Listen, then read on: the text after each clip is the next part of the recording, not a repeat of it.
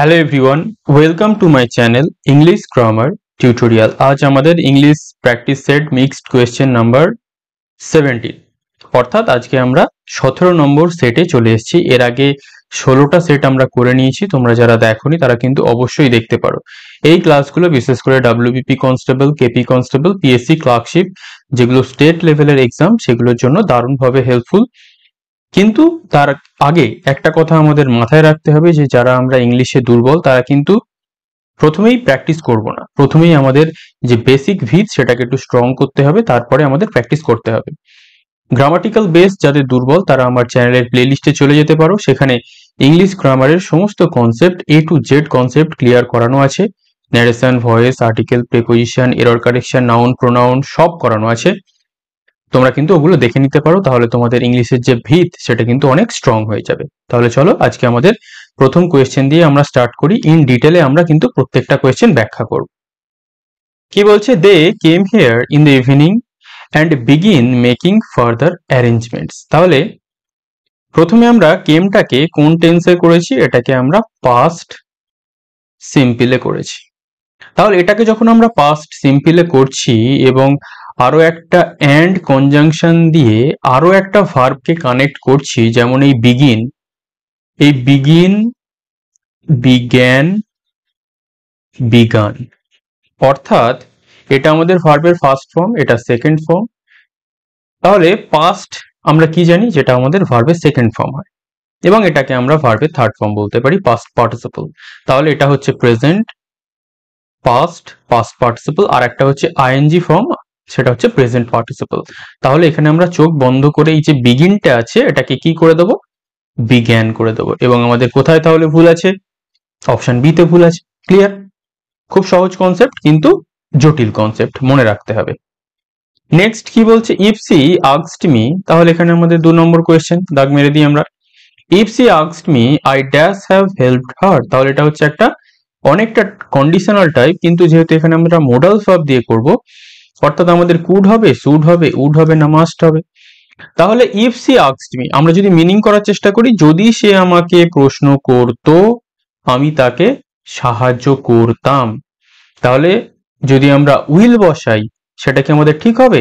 আমরা এর উইলটাকে কি করে দেব, উড করে দেব। কারণ আমরা কি জানি, আমরা অলরেডি যে এটা অ্যাকচুয়ালি মোডালস এর কনসেপ্ট অবশ্যই, কিন্তু এটা অ্যাকচুয়াল যে কনসেপ্ট সেটা হচ্ছে কন্ডিশনাল সেন্টেন্সের। কন্ডিশনাল সেন্টেন্স পুরো ক্লাস করানো আছে, সেন্টেন্সের প্লেলিস্টে গিয়ে তোমরা দেখতে পারো, যেখানে একটা কন্ডিশন থাকবে, যদি এটা হয় তাহলে ওটা হতো, যদি এটা থাকতো ওটা হতে পারতো। তাহলে এটা কি, যদি সে আমাকে জিজ্ঞাসা করতো আমি তাকে সাহায্য করে থাকতে পারতাম। তাহলে এখানে যদি তবে আসছে। Clear? Next, if you will buy one shirt you will get another one free. তাহলে আমরা কি জানি, ইফ এর পরে সচরাচর আমরা যে সেন্টেন্সটা বসাই সেটা আমরা কিসে বসাই, সেটা আমরা বসাই সিম্পল প্রেজেন্টে। কিভাবে? কারণ তারপরেরটা থাকে ফিউচার ইনডিফিনিট। আমরা কি জানি, দুটো ফিউচার ইনডিফিনিট টেন্স কখনো একসাথে সেন্টেন্সে বসতে পারে না কন্ডিশনালে। ঠিক আছে? তাহলে ইফ ইউ বাই হবে, এই যে উইলটা আছে সেটা আমাদের হবে না। তাহলে আমাদের অপশন এতে ভুল আছে। কনসেপ্ট কিন্তু যারা জানো না তারা প্রত্যেকটা কনসেপ্ট লিখে রেখে দেবে। ভয়েস চেঞ্জ আছে, ইম্পারেটিভ সেন্টেন্স, কারণ লেট দিয়ে শুরু হয়েছে, let the guest B served some soup. তাহলে যখন লেট দিয়ে ভয়েস চেঞ্জ শুরু হয় তখন আমরা জানি সেটা কিসে লেখা আছে, সেটা হচ্ছে আমাদের প্যাসিভে লেখা আছে। তাহলে এই প্যাসিভ থেকে আমাদের অ্যাক্টিভে সেন্টেন্সটাকে ট্রান্সফার করতে হবে। আমরা কি জানি, ইম্পারেটিভ সেন্টেন্সের ক্ষেত্রে আমরা লেট দিয়ে প্যাসিভ করি এবং সেন্টেন্সটা শুরু হয় যে কোনো একটা ডু ভার্ব অর্থাৎ মেন ভার্ব দিয়ে। তাহলে অ্যাক্টিভে যখন আমরা করব সেটাকে ডাইরেক্ট আমরা দেখব কোনটা আমাদের মেন ভার্ব। তাহলে এখানে দেখো, এই যে সেন্টেন্স গুলো রয়েছে কোনোটাতেই কিন্তু মেন ভার্ব দিয়ে সেন্টেন্স শুরু হয়নি। তাহলে মেন ভার্ব কোনটা, এই যে বি এর পরে যে ভার্বের থার্ড ফর্ম রয়েছে পাস্ট পার্টিসিপল। আমরা জানি কোনো অ্যাক্টিভ থেকে প্যাসিভ ভয়েস করতে গেলে সেখানকার যে মেন ভার্বটা রয়েছে সেটাকে আমাদের কিসে ট্রান্সফার করতে হয়, পাস্ট পার্টিসিপলে। তাহলে আমরা ডাইরেক্ট চোখ বন্ধ করে এটাতে টিক মেরে বাড়ি চলে আসবো। ক্লিয়ার? তাহলে আমাদের সঠিক উত্তর হয়ে গেল option E, serve some soup to the guest. এখানে যেহেতু আমাদের একটা টু অ্যাড করতে হবে, কারণ আমরা অ্যাক্টিভ করছি মিনিংটা সেম রাখার জন্য। তাহলে গেস্টদেরকে কিছু স্যুপ সার্ভ করা হোক। ক্লিয়ার? তাহলে আমরা কি জানলাম, লেট দিয়ে যখন শুরু হবে ইম্পারেটিভ সেন্টেন্স, সেখানে অবশ্যই কোনো একটা মেন ভার্ব থাকবে যেটা দিয়ে সেন্টেন্স শুরু হয়। আমরা জানি ইম্পারেটিভ সেন্টেন্সে ইউ যে সাবজেক্ট সেটা উজ্জ্ব থাকে বা আন্ডারস্টুড থাকে। Clear? Next, love for our environment is enough to protect nature, no error. তাহলে এখানে আমাদের কি আছে, অ্যাকচুয়ালি এখানে নাউন না বলে এটাকে একটা প্রোনাউনও বলা যেতে পারে না, ঠিক আছে নাউন। তাহলে এটা এই যে এনভায়রনমেন্ট আছে এটা আমাদের নাউন, এবং আমরা জানি নাউনের আগে কখনো কি বসে না, পজেসিভ প্রোনাউন বসে না। তাহলে এই যে আওয়ার্সটা আছে এটা হচ্ছে পজেসিভ প্রোনাউন, এর পরিবর্তে কি হবে, একটা আমাদের কি পজেসিভ কি করতে হবে, অ্যাডজেক্টিভ বসিয়ে দিতে হবে, কারণ আমরা কি জানি নাউনকে অ্যাডজেক্টিভ কোয়ালিফাই করে, অ্যাজ সিম্পল অ্যাজ দ্যাট। তাহলে মনে হতে পারে এগুলো খুব জটিল কনসেপ্ট, কিন্তু জটিল কনসেপ্ট নয়। তাহলে আওয়ার্সটা কি পজেসিভ প্রোনাউন, আওয়ারটা কি পজেসিভ অ্যাডজেক্টিভ। ক্লিয়ার? নেক্সট, 6.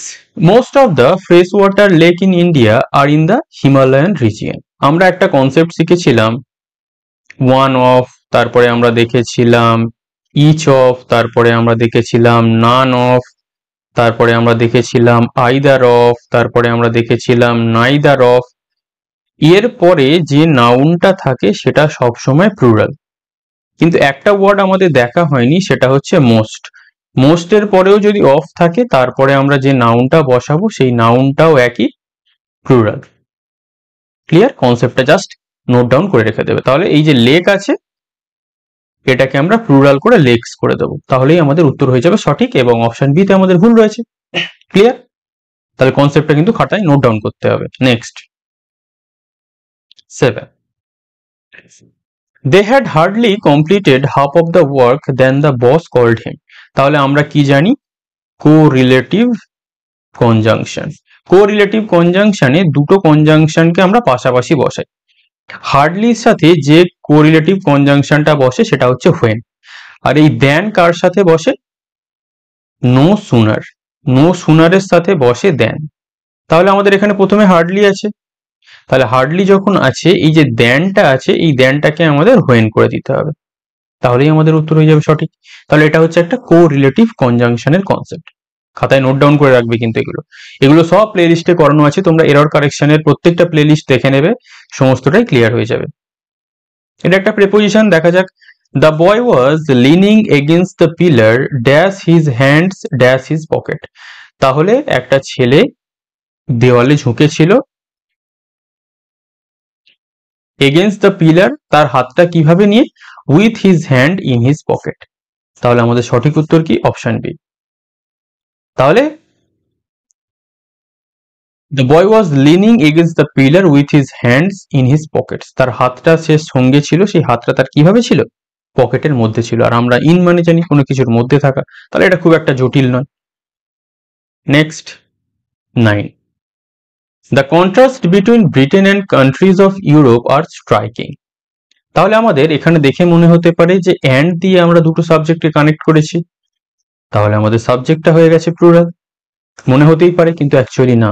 এখানে অ্যাকচুয়াল যে সাবজেক্টটা আছে সেটা হচ্ছে দ্য কন্ট্রাস্ট। তাহলে দ্য কন্ট্রাস্ট যদি আমাদের সাবজেক্ট হয়, এটা কিসে আছে, এটা আমাদের সিঙ্গুলার। তাহলে আমাদের ভার্ব কি হয়ে যাবে, এই আরটা হয়ে যাবে ইজ, কারণ সিঙ্গুলার সাবজেক্টের সাথে singular verb, third person singular number. Clear? Next, deny করা মানে হচ্ছে কোনো কিছুকে অস্বীকার করা, রিগেন করা আবার পুনরুদ্ধার করা, রিফিউজ করা প্রত্যাখ্যান করা, রিপেয়ার করা কোনো কিছুকে সারানো, রিডিউস করা কোনো কিছুকে কমানো। তাহলে ডিনাই করা কোনো কিছুকে অস্বীকার করা সেটা হচ্ছে রিফিউজ। মানে কি, তোমাকে একটা কেউ প্রপোজাল দিয়েছে যে তুমি কি আমার সাথে এখানে ঘুরতে যাবে, তুমি তাকে ডিনাই করে দিলে, অস্বীকার করে দিলে, তুমি রিফিউজ করে দিলে প্রপোজালটাকে। ক্লিয়ার? নেক্সট, ভার্চু, অ্যান্টোনিম, বিপরীত শব্দ। ভার্চু মানে আমরা কি জানি, পূর্ণ। অফেন্স মানে কি, দোষ করা। ফল্ট মানে কোনো ভুল বা ত্রুটি। ফেলিওর মানে ব্যর্থ। ভাইস মানে হচ্ছে পাপ। তাহলে ভার্চু মানে যদি পূর্ণ হয়, ভাইস মানে পাপ, অ্যান্টোনিম হয়ে যাবে ভাইস। তাহলে যারা এই মিনিং গুলো জানো না কিন্তু খাতায় নোট ডাউন করতে হবে। এ রিমেডি অফ অল ডিজিজ, সমস্ত রোগের ঔষধ, ওয়ান ওয়ার্ড সাবস্টিটিউশন। ফিজিওগ্যামি মানে হচ্ছে দেহ, মানে শারীরিক গঠন সম্পর্কে। পলিগ্যামি মানে বহু বিবাহ, একজনের 4-5টা বউ আছে। মিসোগ্যানি মানে কি, যে নারীদেরকে অপছন্দ করে, মানে নারী বিদ্বেষ। আর প্যানাসিয়া মানে কি, সমস্ত রোগের ঔষধ, a remedy of all disease. তাহলে আমাদের সঠিক উত্তর হয়ে যাবে option D. Look down one's nose, এটা হচ্ছে আমাদের একটা ইডিয়ম, যার মানে হচ্ছে কাউকে ঘৃণার চোখে দেখা। To look down one's nose মানে হচ্ছে কাউকে ঘৃণার চোখে দেখা। তাহলে টু শো অ্যাঙ্গার, কাউকে রাগ দেখানো। টু রিটালিয়েট, প্রতিরোধ করা। To insult in presence of others, কাউকে অপমান করা অন্যের উপস্থিতিতে। আর টু রিগার্ড উইথ কন্টেম্প্ট, অর্থাৎ কি আমরা কি বললাম, টু রিগার্ড উইথ কন্টেম্প্ট মানে হচ্ছে কাউকে খারাপ চোখে দেখা, কারোর প্রতি একটা মানে বিতৃষ্ণা, যাকে তোমার ভালো লাগে। ক্লিয়ার, মানে যাকে দেখলেই তোমার বিরক্ত লাগে। Choose the correctly spelled word, correctly spelled word মানে যেটা সঠিক বানান সেটা তোমাকে খুঁজে বের করতে হবে। তাহলে রিঙ্কেল, রিঙ্কেল মানে কি, যখন দেখবে তোমরা কেউ বয়সে বুড়ো হয়ে যায় তাদের এই চামড়াগুলো কুঁচকে যায়, সেটাকে বলে রিঙ্কেল। WRINKLE, WRINKLE। তাহলে রিঙ্কেল ফ্রি ক্রিম আছে অনেক, যারা মেয়েরা এটা জানবে ভালো করে। তাহলে 15 রিঅ্যারেঞ্জমেন্ট, আমরা কি জানি এখানে পরপর সাজাতে হবে। তাহলে কি আছে এখানে, ABCD, এখানে PQRS নেই, A আছে, B আছে, C আছে, D আছে, অর্থাৎ কোনটা আগে পরে এরকম ভাবে সাজাতে হবে। তাহলে once the formalities are done you can start using your account and save time and money. তাহলে যখন ফর্মালিটি গুলো সব হয়ে যাবে তুমি তোমার অ্যাকাউন্টটাকে ব্যবহার করতে পারবে এবং সময় এবং টাকা দুটোই বাঁচাতে পারবে। Opening a bank account can seem intimidating, তাহলে একটা ব্যাংক অ্যাকাউন্ট খোলাটা সেটা একটা ভালো দিক আমাদের কাছে। Getting your account opened is just a matter of providing certain details and funding your account. Account খুলতে গেলে আমাদের কি করতে হবে, জাস্ট তোমাকে কিছু টাকা দিতে হবে এবং তোমার কিছু ডিটেলস দিতে হবে পার্সোনাল। ফরচুনেটলি, সৌভাগ্যক্রমে, মোস্ট ব্যাংকস ফলোজ, এখানে এই যে ফলোজটা আছে এটা এসটা হবে না, কারণ ব্যাংকসটা আছে প্লুরালে। এ স্ট্যান্ডার্ডাইজ প্রসেস, তাহলে সমস্ত ব্যাংকে একটা সাধারণত একটা প্রসেস থাকে। তাহলে আমাদের প্রথম যেটা আমাদের ব্যাংক অ্যাকাউন্ট খুলতে হবে। তাহলে বি হয়ে গেল আমাদের এক যখন আমাদের ব্যাংকে খুলতে হবে তখন আমরা কি জানবো, ব্যাংকের কিছু প্রসেস থাকে, সেই প্রসেসটা কি, তোমার কিছু ডিটেলস সেটাকে প্রোভাইড করতে হবে। তাহলে ডিটেলস প্রোভাইড করার পর এই যে তোমার ফর্মালিটি গুলো হয়ে গেল, তুমি তোমার ব্যাংকের অ্যাকাউন্ট ইউজ করতে পারবে। কিভাবে ভালো করে বুঝে নাও। প্রথমে আমাদের ব্যাংক অ্যাকাউন্ট খোলাটা দরকার।